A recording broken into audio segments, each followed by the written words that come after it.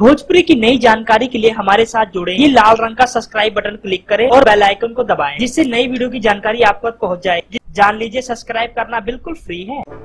इस 30 तारीख को होगा पवन और खेसारी में एक बार फिर से जंग। जी हाँ दोस्तों, एक बार फिर से पंगा होगा 30 तारीख को अभिनेता सुपरस्टार खेसारी और पवन के बीच। दोस्तों आपको बता देना चाहते हैं 30 जुलाई को इस बार लंदन में हो रहे अवार्ड फंक्शन में सभी सुपरस्टार जाएंगे।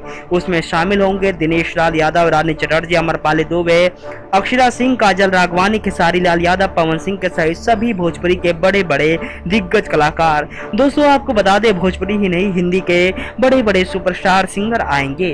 दोस्तों उस बीच खबर आ रही है कि जिस तरह हमें अवार्ड फंक्शन में देखने को मिलता है सभी स्टारों का डांस परफॉर्म, उसी तरह हमें खेसारी और पवन का डांस देखने को मिलेगा। जी हाँ दोस्तों, डांस में मुकाबला होगा अवार्ड फंक्शन में खेसारी लाल यादव और पवन का। उसके बाद अवार्ड का नियोजन किया जाएगा।